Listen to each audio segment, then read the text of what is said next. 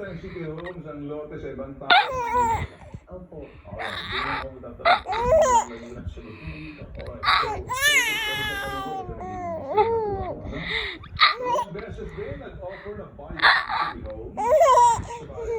Hindi ko pinarmahan yung hindi naman daw na tumutupak. Hindi ko pinarmahan kung binayback para sa atin.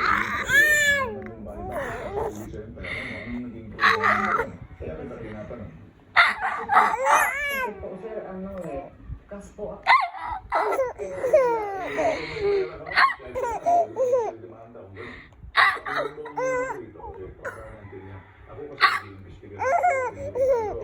Dalawang beses ang City Hall sa mga pinirmahan ni Filipina dahil tumutok pa.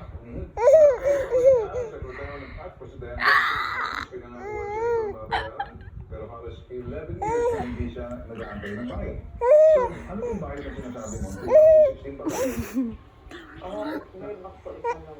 Okay. Medyo nalilito na ako dito. Medyo sabi-sabog na natin. Bayan yung una tsaka pangalawang property mo. Opo. Hawak mo ng titulo.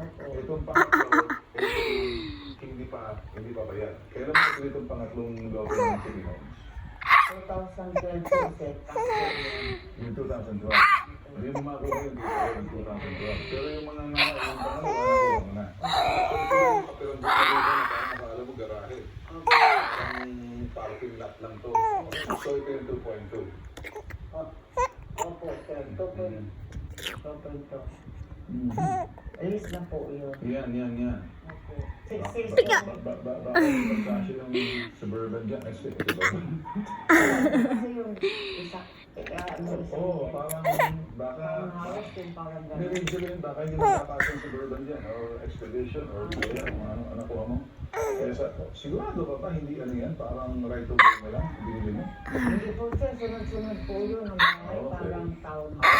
Sige. Kaya 11 years. So 2000 mo na dito. Kaya hinahanap po yung yung titulo, yung titulo, wala. Kailan mo lang nalaman na nakasan na yung titulo nitong lupa na to na parang yung maliit na lupa na yan, yung bukano na yan. Kailan mo lang nalaman itong lately lang? Opo, lately lang. So, kailan lately lang? Anong taong ito? Last year? 2020. 22. 21. 2021. Okay, so, nalaman mo, sinabi nila, inaantay mo yung titulo. Opo.